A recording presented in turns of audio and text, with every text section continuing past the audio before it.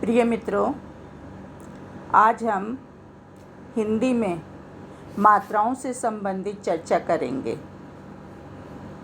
हिंदी एक वैज्ञानिक भाषा है। इसमें जैसा हम उच्चारण करते हैं वैसा ही लिखते हैं। तो आज हम छोटी ई और बड़ी ई से संबंधित आमतौर पर होने वाली अशुद्धियों पर चर्चा करेंगे। जैसे यहाँ पर मैंने कुछ शब्द छांटे हैं, जो एक तरफ मैंने अशुद्ध शब्द लिखे हैं, दूसरी तरफ उनका शुद्ध रूप लिखा है। पिछले कुछ समय से मैंने व्हाट्सएप पर नोटिस किया कि जो मैसेजेस हम एक दूसरे को भेजते रहते हैं उनमें मात्राओं से संबंधित अशुद्धियाँ होती हैं और हम उन्हें एक से दूसरे से तीसरे व्यक्ति को आगे फॉरवर्ड करते रहते हैं। इस प्रकार वही गलती अनेकों लोगों के पास पहुंच जाती है। मुझे लगा कि इस ओर पाठकों व दर्शकों का ध्यान आकर्षण कर इस पर थोड़ी चर्चा की जाए, ताकि हिंदी भाषा के रूप को और बिगड़ने ना दिया जाए। यहाँ पर मैंने जो शब्द नोट किए हैं उन्हें मैंने ई मात्रा वाले शब्दों को ही स्पष्ट करने की कोशिश की है। तो आज की इस वीडियो में हम ई से संबंधित जो मात्राएं हैं उन्हीं पर चर्चा करेंगे। तो यहाँ देखते हैं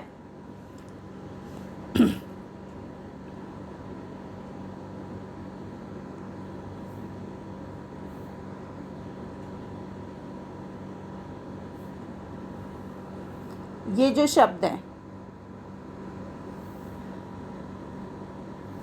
ये अशुद्ध शब्द हैं।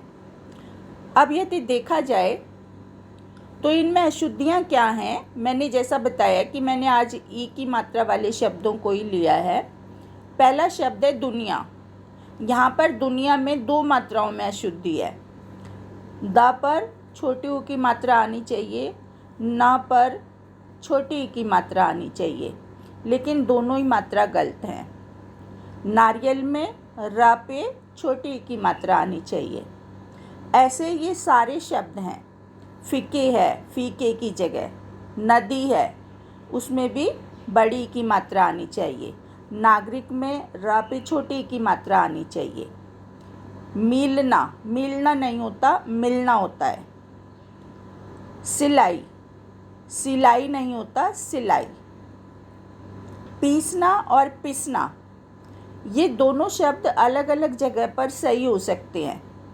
जैसे किसी चीज़ का पिसना, तो यदि पिसना है तो छोटी ई की मात्रा ही आएगी, और यदि पीसना है तो बड़ी ई की मात्रा आएगी। लेकिन इन दोनों को लिखते वक्त ध्यान रखने वाली बात यह है कि वाक्य में प्रयोग कौन से पीसने का हो रहा है, पिसने का हो रहा है या कि पीसने का हो रहा है। किसी चीज़ को पीसा जा रहा है तो हम कहेंगे मैंने उसको पीसा, तो बड़ी की मात्रा आएगी। और यदि कोई चीज़ अपने आप पिस गई तो वहाँ पर आएगा पिसना, छोटी की मात्रा। ऐसे ही जो निचला शब्द है उसमें ना पर छोटी की ही मात्रा आती है हमेशा, तो यहाँ पर बड़ी की मात्रा का प्रयोग किया गया है। भीगा, जैसे हम कहते हैं कोई बारिश में भीग गया या भीगा हुआ व्यक्ति, तो वहाँ पर भीगा नहीं आएगा, वहाँ पर आएगा भीगा। मति यानी कि बुद्धि, उस पर भी छोटी ई की मात्रा आएगी। तो ये मैंने कुछ ऐसे शब्द आपको बताने की कोशिश की जिनमें मात्रा जो है जहाँ पर छोटी आनी चाहिए वहाँ पर बड़ी ई का प्रयोग किया गया है, और जहाँ पर बड़ी ई आनी चाहिए वहाँ पर छोटी ई का प्रयोग किया गया है। इसके साथ साथ कुछ शब्द मैंने और निकाले हैं। जैसे ये शब्द हैं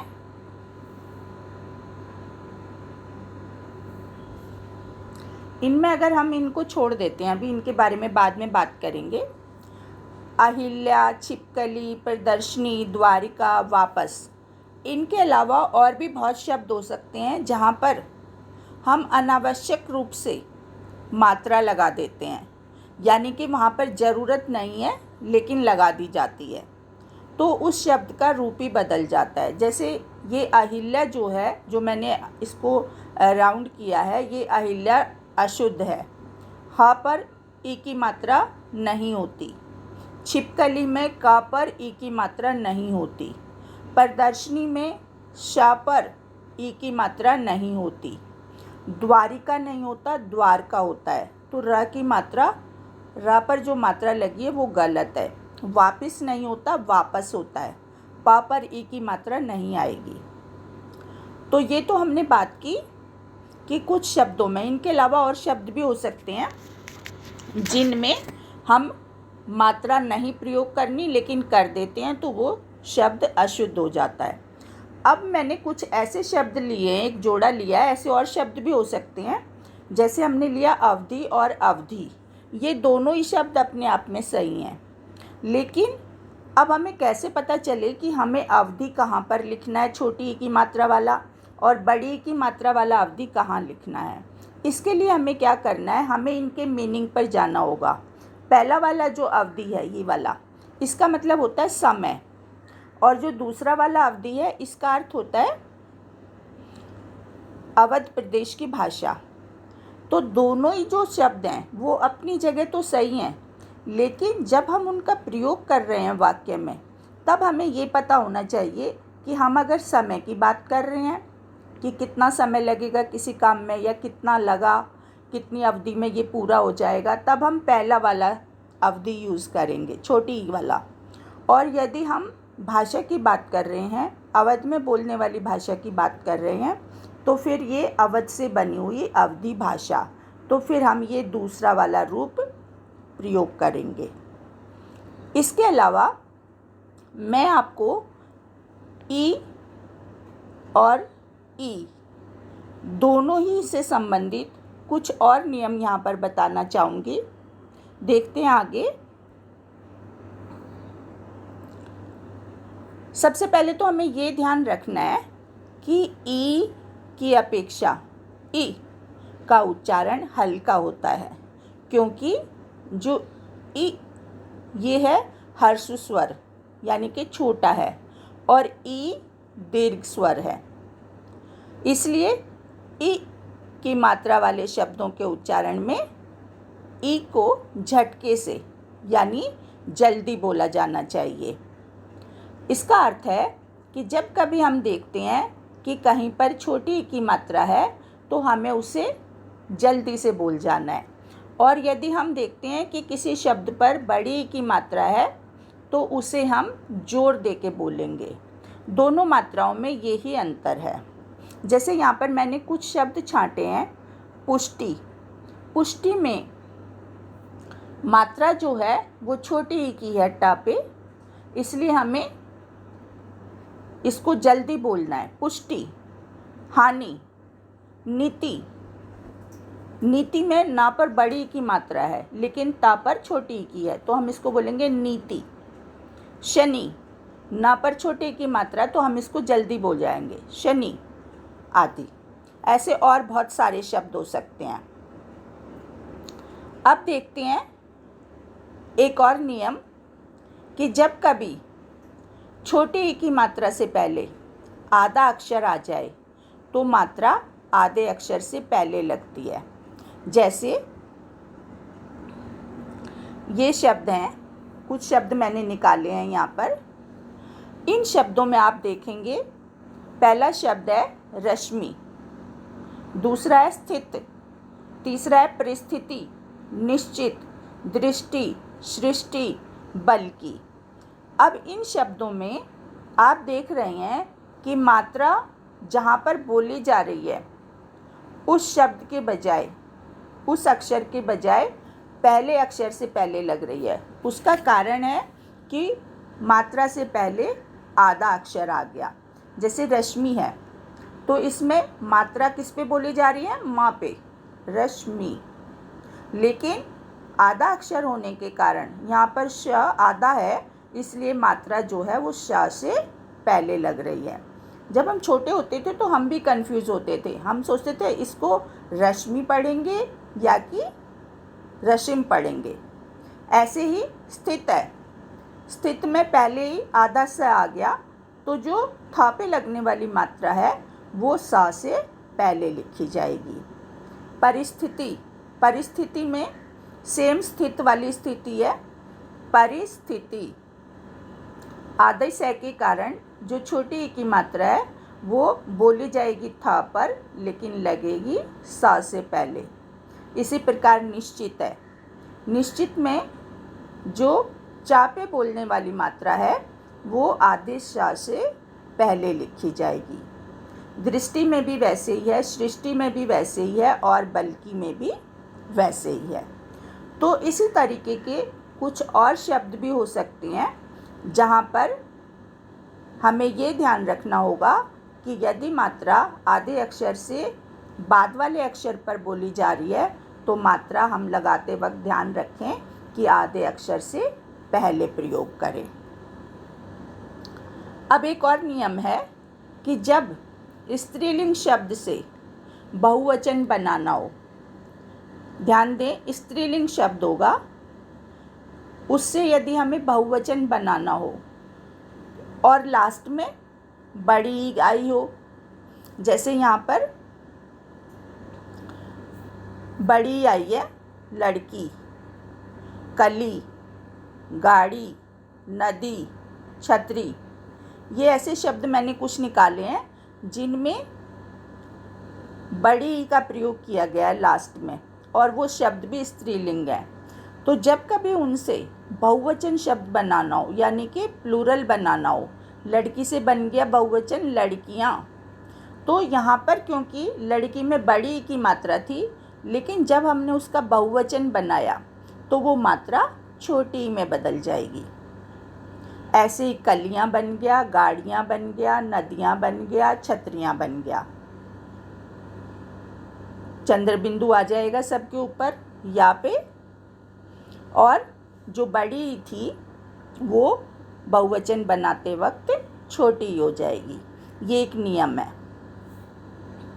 इसके बाद हम देखते हैं कि जो आकारांत या आकारांत, दोनों ही अकारांत और आकारांत पुल्लिंग संज्ञा हैं। जो शब्द पुल्लिंग का मतलब जो देव, नर, बूढ़ा, घोड़ा, लकड़ा, लड़का, बकरा, ये सब पुल्लिंग शब्द हैं जिनको हम मेल शब्द बोलते हैं। उनसे जब हम फीमेल बनाएंगे, अब आप कहेंगे कि अकारांत और आकारांत क्या है, इसको मैं थोड़ा सा क्लियर कर दूं कि देव जो है, ये जो वा है इसमें आ मिला हुआ है तो ये अकारांत शब्द हो गया। बूढ़ा जो है इसमें ढा में, ये जो ढा है इसमें आ मिला हुआ है, आ।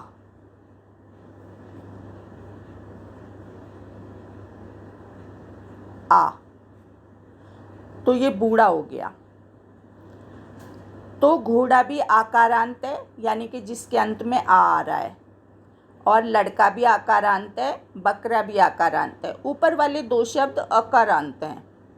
तो यदि हम इनसे स्त्रीलिंग शब्द बनाते हैं, जैसे हमने देव से बनाया देवी, नर से बनाया नारी, बूढ़ा से बनाया बूढ़ी, घोड़ा से बनाया घोड़ी, लड़का से बनाया लड़की, बकरा से बनाया बकरी, ये सब स्त्रीलिंग रूप हैं इनके।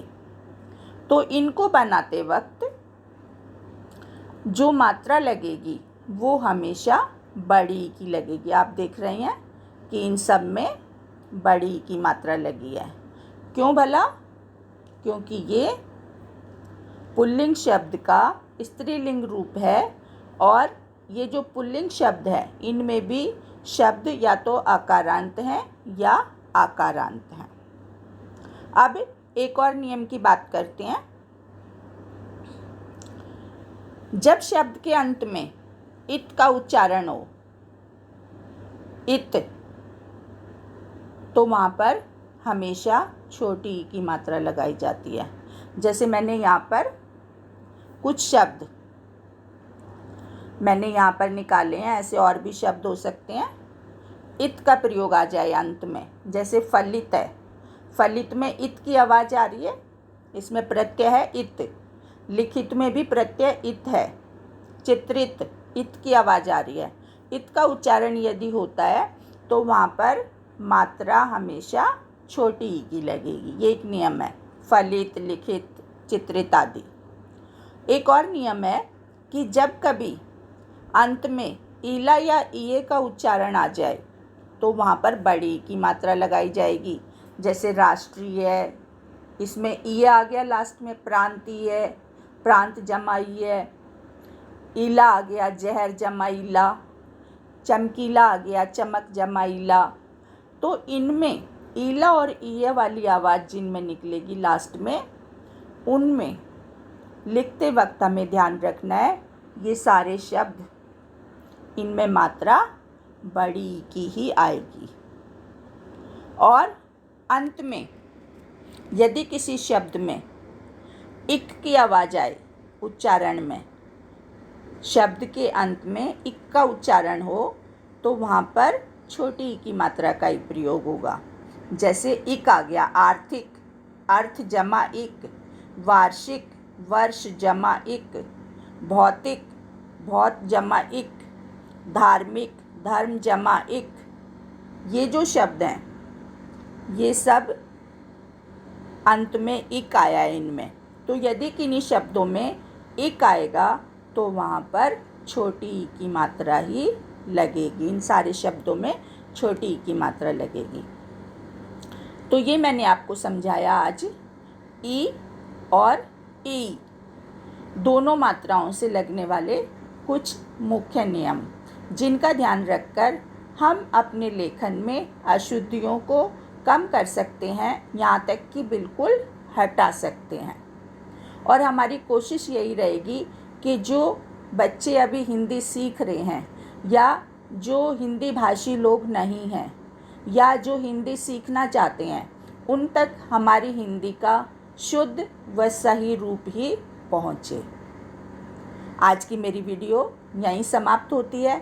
यदि इससे संबंधित या हिंदी भाषा को लिखने पढ़ने से संबंधित आपका कोई सुझाव हो, आप किसी विशेष प्रकार का वीडियो देखना चाहते हो, तो मुझे कमेंट बॉक्स में ज़रूर लिखें।